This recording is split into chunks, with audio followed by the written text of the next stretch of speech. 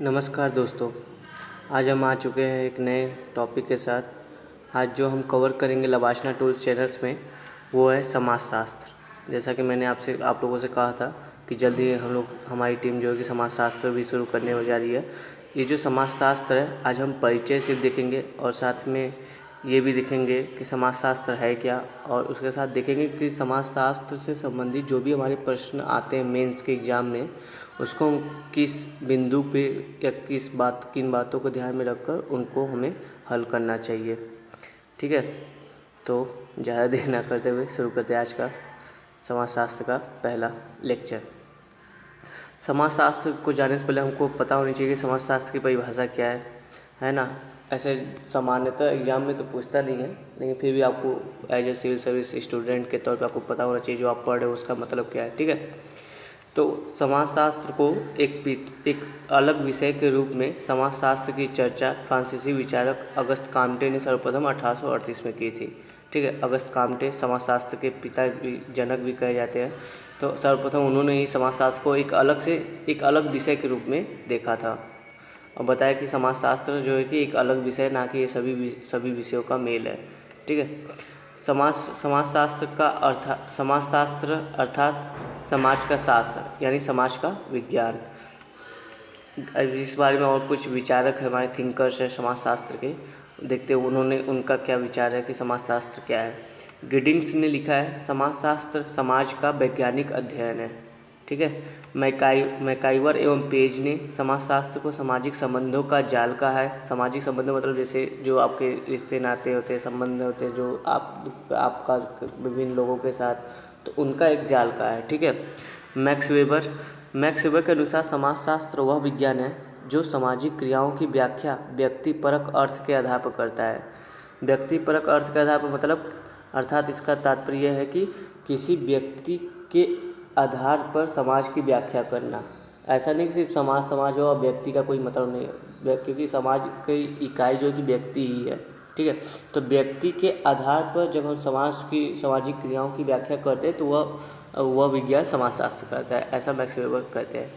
कुछ समाजशास्त्री समाज को सामाजिक अंतर क्रियाओं का जाल कहते हैं, जबकि कुछ ने इसे सामाजिक समूहों का अध्ययन माना है। तो ठीक है, देखते जैसे ये विभिन्न विचारक हैं, अपने विभिन्न विचार दिए हैं। तो इन सबको अगर जैसे आपके एग्ज़ाम में आ गया या फिर आपसे किसी ने पूछ लिया तो आपको इतना सारा कुछ लिखने की या कहने की ज़रूरत नहीं है। अगर आपको याद है तो अच्छी बात है, नहीं याद है तो आप बस इन सब का एक सार निकाल लीजिए। जैसे अतः सभी विद्वान स्वीकार करते हैं कि समाजशास्त्र सामाजिक क्रिया, सामाजिक अंतःक्रिया, सामाजिक मूल्यों या सामाजिक संबंधों का समग्र रूप से अध्ययन करने वाला विज्ञान है। ठीक है, अभी आगे और भी लोग मिलेंगे जो इसको विज्ञान नहीं मानते हैं, वो बोलते हैं ये एक आदर्श विषय है जिसमें विज्ञान नहीं, समाज जो कि एक विज्ञान नहीं है। तो ऐसे अभी आगे बहुत सारे विचारक मिलेंगे, उनके बारे में हम अध्ययन करेंगे टॉपिक वाइज को, ऐसे ही क्वेश्चन आंसर के फॉर्मेट में करेंगे। आज तो मैंने बस आपको एक इंट्रो दिया है समाजशास्त्र क्या है। ठीक है, अब हम थोड़ा सा बढ़ते हैं अपने एक नई चीज़ की तरफ। जैसे कि मैंने आपको बताया था, एक नज़र पहले आप ये इसको देख लीजिए पूरा। ठीक, समाजशास्त्री दृष्टिकोण कि जैसे कि हम कभी भी कोई भी क्वेश्चन समाजशास्त्र का अटेम्प्ट कर रहे हैं तो उसके पहले हमारे दिमाग में कुछ पॉइंट होने चाहिए कि अच्छा ये क्वेश्चन है तो इससे संबंधित हमारे दिमाग में ये सब बातें होनी चाहिए, फिर इनको रिलेट करना चाहिए। अगर ये चीज़ें रिलेट होती तो उनके विषय में जरूर हमें लिखना चाहिए। जैसे समाजशास्त्र में पहले देखते हैं वैश्वीकरण रूप व वैश्विक स्थिति। जैसे कोई क्वेश्चन आ गया समाजशास्त्र का तो आप उसका देखिए कि वैश्विक पटल पर उस क्वेश्चन की क्या ज़रूरत है, मतलब वैश्विक पटल पर उस क्वेश्चन का कुछ कहीं से वो लिंक करता है कि नहीं, या वैश्विक स्थिति के अनुसार। ठीक है, उसी तरह कोई भी प्रश्न है आप उसको, मैं भी आपको आगे एग्जांपल बताऊंगा, पहले आप एक एक चीज़ देख लीजिए। परिवार हो गया, परिवार पर क्या प्रभाव पड़ता है, अगर कोई क्वेश्चन कुछ ऐसा है तो उससे संबंधित क्या हमारा परिवार जोड़ रहा है कि नहीं। जेंडर जैसे मेल फीमेल और जो LGBTQ है, इन तीनों जेंडर को आपको लेकर चलना है। ठीक है, जब भी आप जेंडर के बारे में बात करेंगे तो और उसी के आगे देखते हैं तो बच्चे और बुजुर्ग के वर्ग, क्या जो हमारा टॉपिक या प्रश्न है उससे ये बच्चे और बुजुर्ग हमारे रिलेट होते हैं कि नहीं। और जो आपका समाज है, समाज की कैसी विचारधारा है, पितृसत्तात्मक समाज है, मातृ सत्तात्मक समाज है। एक होता है समतामूलक समाज जो कि ना तो पितृ ना तो मातृ दोनों को बराबर समान, मतलब कि दोनों को समान तवज्जो देता है। ठीक है, फिर अगला है जाति और वर्ग व्यवस्था। किसी भी प्रश्न को करने से पहले हम ये देखेंगे क्या उसका प्रभाव जाति या वर्ग पे पड़ रहा है या नहीं, विवाह संबंधी जो संस्था है हमारे समाज की उस पर कुछ प्रभाव पड़ रहा है कि नहीं। ठीक है, इसी तरह यहाँ आप देख लेते हैं नीचे सामाजिक परिवर्तन व आधुनिकता। क्या हमारा जो टॉपिक वो सामाजिक परिवर्तन से संबंधित कुछ बातें कर रहा है या कुछ ऐसा कुछ जिक्र है या उस तरफ कुछ इशारा कर रहा है सामाजिक परिवर्तन के विषय में, प्रत्यक्ष या अप्रत्यक्ष रूप से इन टॉपिकों से टच कर रहा है क्या। समाजशास्त्री विचारकों के जो विचार है, क्या कोई ऐसा जैसे प्रश्न है डायरेक्ट समाजशास्त्री विचारक का नाम नहीं दिया है तो आप सोचिए कि कौन से विचारक से ये लिंक कर रहा है, कौन से विचारक की ऐसी ऐसी थ्योरी आई थी, तो वो और उनकी आलोचनाएं भी आप लिखिएगा। ठीक है, और आगे देखते हैं अगर क्या वो टॉपिक ग्रामीण और शहरी क्षेत्र से जुड़ रहे हैं या नहीं। क्या वो टॉपिक जो आपके प्रश्न है, क्या वो प्रश्न जो कि सामाजिक गतिशीलता या स्त्रीकरण जो है आपका उससे जुड़ रहा है कि नहीं। अगर जुड़ रहा है तो आप जरूर जिस टॉपिक से अगर आपको लग रहा है ये चीज़ें जुड़ रही हैं तो उस विषय में जरूर आप 2-2 लाइन 3-3 लाइन लिख के आगे बढ़िएगा। फिर उसका जनजाति लोग, क्या हमारे जो जनजाति लोगों के समाज है उससे वो हमारा प्रश्न जुड़ रहा है क्या, कहीं प्रत्यक्ष या अप्रत्यक्ष रूप से कैसे भी, अगर उस तरफ कुछ इशारा कर रहा है तो आप वो भी देख लीजिएगा।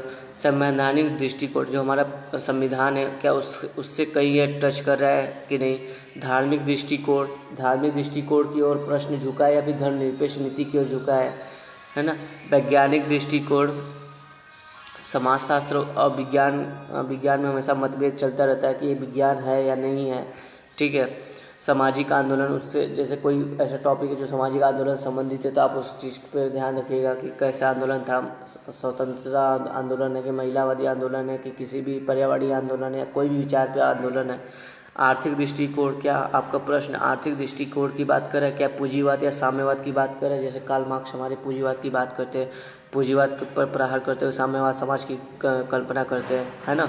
और एक लास्ट है नातेदारी व संबंध, आपका ये है ना समाजशास्त्र में एक टॉपिक। और उसके बाद कृषि और औद्योगिक क्षेत्र में उस प्रश्न से कहीं जुड़ाव हो रहा है कि नहीं। जैसे मैं आपको एक एग्जांपल देके देता हूँ, जैसे मान लीजिए ये वैश्वीकरण को ही ले लेते हैं।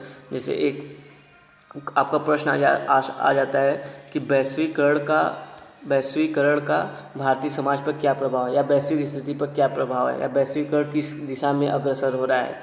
तो ऐसा कुछ आता है तो आप देखिए कि वैश्वीकरण का परिवार पे क्या प्रभाव पड़ा है, जेंडर पे क्या प्रभाव पड़ा है, बच्चों व बुजुर्ग पे क्या प्रभाव पड़ रहा है, पितृसत्तात्मक मातृसत्तात्मक समाज की विचारधाराओं को यह क्या प्रभाव डाल रहा है, जाति वर्ग व्यवस्था को किस तरह से बदल रहा है, विवाह पर क्या प्रभाव डाल रहा है, उसमें कुछ बदलाव ला रहा है कि नहीं, सामाजिक गतिशीलता क्या वैश्वीकरण से हो रही है कि नहीं, ग्रामीण और शहरी क्षेत्र में क्या अंतर आया है, जनजाति लोगों के जीवन में वैश्वीकरण से कोई अंतर आया या नहीं आया, संविधान में हमारे वैश्वीकरण, क्या हमारा संवैधानिक दृष्टिकोण भी वैश्वीकरण की ओर है या फिर नहीं है, क्या हमारे वैश्वीकरण से हमारे धार्मिक दृष्टिकोण में कोई बदलाव आया है या फिर धर्मनिरपेक्ष नीति में कोई बदलाव आया है, क्या वैश्वीकरण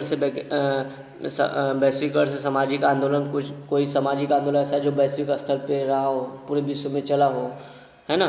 क्या वैश्वीकरण ने आर्थिक दृष्टिकोण से किसी देश को मजबूत किया है या फिर उसको कमज़ोर किया है, क्या वैश्वीकरण क्या आपके नातेदारी व संबंध पे क्या प्रभाव डालता है, कृषि व औद्योगिक क्षेत्र पर उसने क्या प्रभाव डाले। तो देख रहे हैं आपका एक टॉपिक से ये सारे पॉइंट डायरेक्ट या इनडायरेक्ट रूप से हमें लिंक हो रहा है। ऐसे ही बहुत सारे आपके टॉपिक आएंगे, प्रश्न आएंगे, उस पर आप इस तरह से इन सभी दिमाग में आप इसको कहीं लिख कर रख लीजिए, दिमाग में इन बिंदुओं को आप रखिएगा। थोड़ा थोड़ा हफ्ते में एक बार इनको देखते रहेंगे आपके दिमाग में आ जाएगा। और जैसे जैसे आप सवाल हल करते रहेंगे आपको ये चीज़ें, अगर आप लगातार प्रैक्टिस करें तो ये चीज़ें आपके दिमाग में बैठ जाएंगी। ठीक है, इन बिंदुओं को आप देखते हुए अगर आप सवाल अपने प्रश्न का उत्तर सोचेंगे तो आपके सोचने का जो एरिया है वो थोड़ा बढ़ जाएगा। इससे आप एक अच्छे उत्तर की प्रकल्पना बनाकर एक अच्छा उत्तर लिख सकते हैं। ठीक है दोस्तों, तो आज हमने बात की समाजशास्त्र का, एक थोड़ा सा आपको हल्का सा इंट्रो दिया है और आज आपको समाजशास्त्री दृष्टिकोण बताया कि कैसे आपको किसी प्रश्न को सोचना है, देखना है, समझना है, कैसे उसके बारे में अंतर लिखना है, क्या विचार करना है। उसके साथ ही अगले लेक्चर में हम लोग मिलेंगे, एक समाजशास्त्र का जो सवाल होगा कोई, उसी सवाल के साथ मिलेंगे और उसका एक आंसर भी हम मॉडल आंसर भी हम लोग आप लोगों को प्रोवाइड करेंगे। बाकी अपने स्तर से आप पढ़ते रहिए, देखते रहिए। ठीक है, लवशना टोल को अगर आप लोग अभी तक सब्सक्राइब नहीं किए तो सब्सक्राइब करें। धन्यवाद।